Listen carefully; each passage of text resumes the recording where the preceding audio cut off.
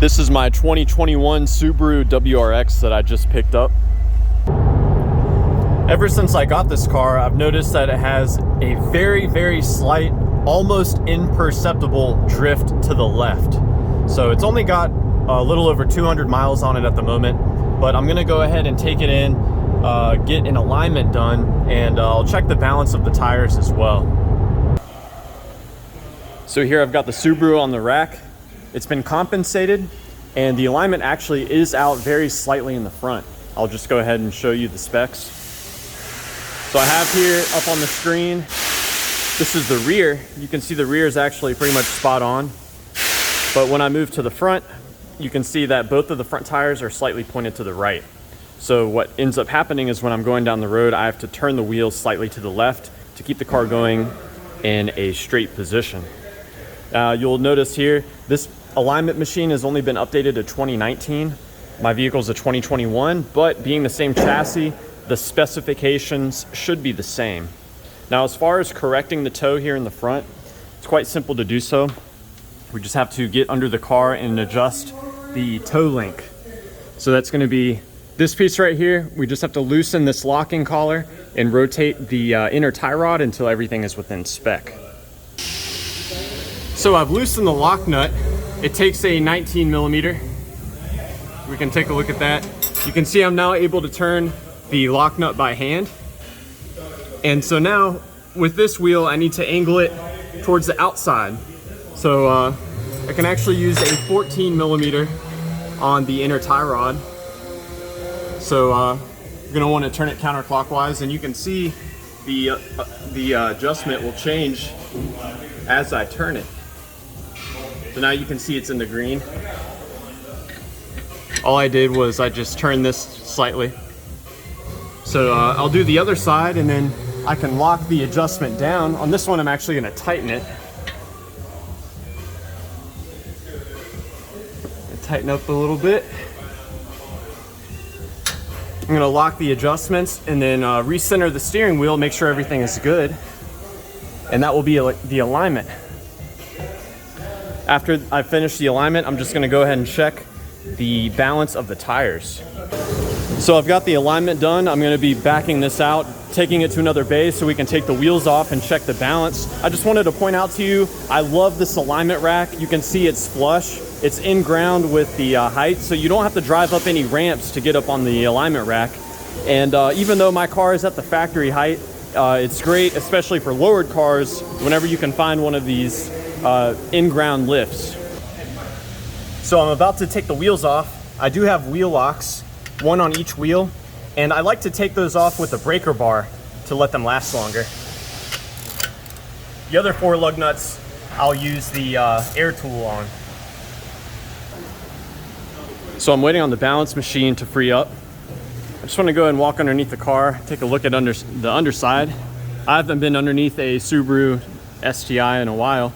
I'm going to put some grease on the adjustments for the alignment just to avoid corrosion building up. So I'll put the grease on the toe links. Taking a look at the transfer case here. Looks like there's a drain for the differential in the front, and there's a separate drain for the transmission. Moving back, got some heat shielding. I know a lot of earlier Subarus I've worked on, the heat shield would actually be a part of the exhaust and it would rattle. Doesn't look like I'll have that issue on this car. Here's some more heat shield. And moving to the back, I was looking at this earlier. I found the drain for the rear differential, but I cannot find where you add fluid. And a friend of mine pointed out maybe you remove the sensor and add fluid where the sensor's installed. I'm not so sure. As far as adjusting the rear, I didn't have to do that today. But should you need to adjust the rear toe, this would be the link. And actually touching it, I think there's grease on this one already. So that's pretty cool. But yeah, let's get on to balancing. So here's the right front wheel. Let's go ahead and spin it. I always like to look at the wheel, see if it's bent. I don't expect this one to be bent, but check out the reading. It's calling for 1/4 ounce up here at the top. And if you look carefully, there's a weight opposite. So I'm gonna remove this weight and spin it again and see how much it calls for after I re-roll it.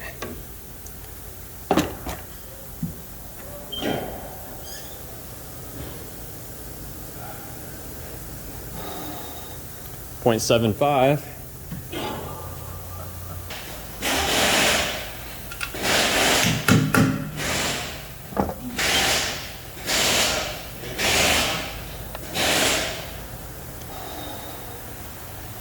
So now this one's okay. I'll go ahead and do the other three. Here's our left front tire.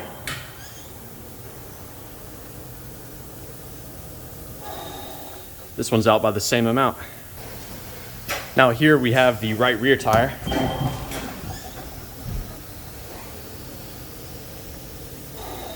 Surprise, surprise, this one's good. And finally, we've got our left rear tire.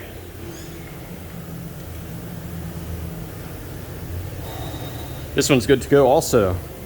So overall, 2 out of 4, that's not bad. And just looking at the weights, we have clip-on weights on the inside rim, and on the outside we have the stick-on weights. And I'm actually very glad that I didn't have to mess with the stick-on weights. They leave a residue when you remove them. So yeah, overall everything's pretty good. So finally putting the wheels back on, I'm going to torque it down and also check the air pressure. And I like to use a torque stick when I tighten the lug nuts.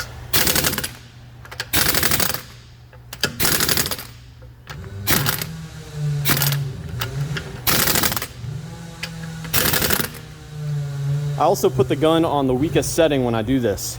This avoids over torquing the lug nuts. And then what I do is I lower the car until the wheels are just barely touching the ground, and I come back and I torque the lug nuts. So I looked up the torque spec on this vehicle. It is 120 Newton meters, which is 88.5 foot-pounds.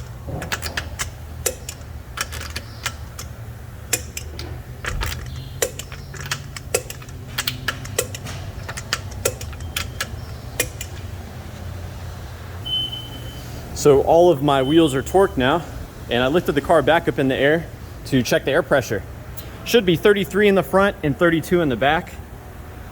And as you can see, we're very close. This one is at 31. Go and check the front one here. So a little overinflated in the front, slightly underinflated in the back.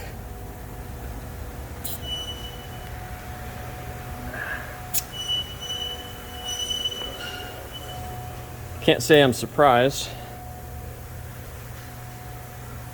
So I'll go ahead and correct the air pressures here.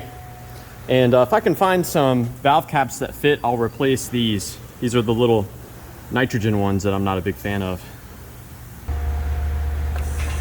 So I'm pretty happy with how everything's worked out. I've got my vehicle lined up, my wheels are balanced, corrected the air pressure, and I put some grease on the parts that might be sensitive for corrosion.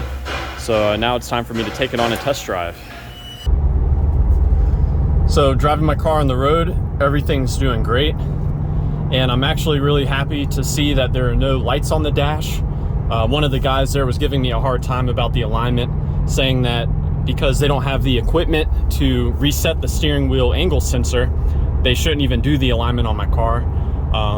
You know, as you can see in the earlier part of the video, I did a slight toe adjustment on the front, and there is no warning light regarding the stability control or anything like that. So I don't think there's really any merit to what that guy was talking about. You know, worst case scenario, if there was a light coming on, at least I would know that my tires are wearing evenly, and I can always head back to the dealership and ask them to reinitialize the stability system. This might be different if your Subaru, or if your car in general, if it's got the lane assist, or any sort of self-driving mode, but this one does not have any of that. But yeah, I'm interested to hear about what your input is. You know, this is a new car, and I can say from what I understand about cars and the auto industry, it's not surprising at all that a new car be out of alignment, have unbalanced tires, have improperly set air pressure in the tires. But you guys might have a different set of expectations regarding a new vehicle purchase. So I'm interested in your input on that. But yeah, thanks for watching.